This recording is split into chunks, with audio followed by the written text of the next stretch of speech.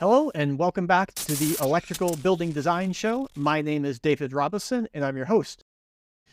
Hello and welcome back to the Electrical Building Design Show. My name is David Robinson and I'm your host. Today I want to talk about the opportunity that you have with building information modeling and voltage drop calculations.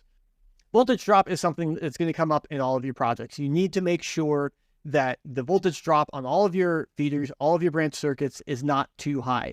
Generally, where you're going to be checking the feeders that look like they might be an issue, you might look at some of the larger branch circuits.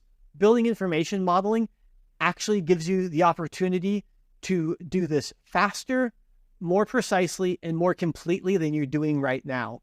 So building information modeling actually has the opportunity to make this a better process for you.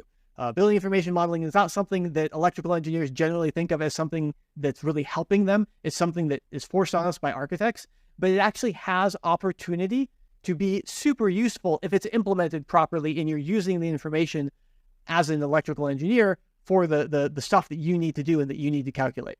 So let's talk about voltage drop calculations. When you're doing BIM, you're going to be laying out all of your devices in your model. You're going to be putting them in the 3D model, locating where they are, both your panels, all of your distribution equipment, your switch gear, and the receptacles and your light fixtures. Everything's going in your model and you're connecting it together. That should all be happening in BIM. You can then take that information and you can use that for voltage drop.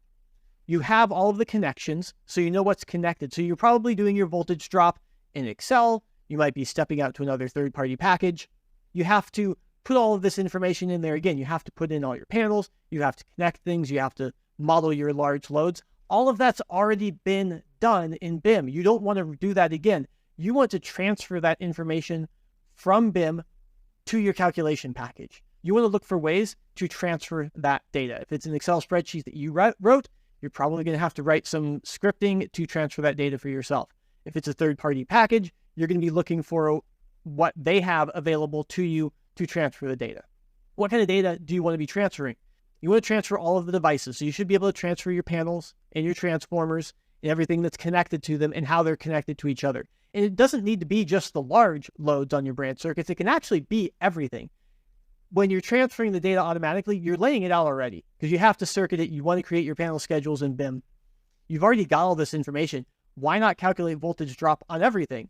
So we're no longer limited to doing voltage drop on the feeders that we suspect might be an issue, on the branch circuits that look like they're going to be a problem. Just calculate it everywhere, knowing, and then you can know that you've calculated voltage drop on your entire project and know that that the calculations can point out where you're going to have issues. You don't have to worry about which feeders and which branch circuits are going to be a problem anymore. Doing everything just lets you know you've checked everything. You know which ones are a problem and which ones are not. You can pull all of those lengths from BIM over to your calculations. You have everything laid out in 3D. You know where it exists. You can pull lengths for voltage drop. These lengths maybe aren't going to be the precise, accurate value. You're not going to cut a wire based upon this. You can get close enough to make sure that your voltage drop isn't too high or that it's within an acceptable range. You can also transfer all of your loads because all of those loads are going to be specified in BIM on your devices. You can transfer those loads to your calculator because that's going to be an important part of your voltage drop calculation. You need to have the distances. You need to have the load to actually do that calculation. You also need to have the impedance on those wires. Where that impedance stores is kind of an open question. If you have a well-formed building information model, you could put the information in there and transfer it. It's a question of whether what you're working with actually has a place to put the impedances and be able to size the wires consistently in a manner that gives you enough control. Maybe that is happening over in your calculation package. You want to think through where that information is being stored. It's going to be best if you can actually have it in BIM and transfer it to your calculations, but that might not be a possibility depending on what your specific use cases and what pieces you have in place. Building information is the hot buzzword for the last 20 years in the industry, and it's something that's always driven by architects. It has so much power for electrical engineers if we can just actually use it for the pieces that are helpful for electrical engineering. Voltage drop is one of those places that has a huge potential to benefit from building information modeling. look to use the information in your building information modeling to drive your voltage drop calculations.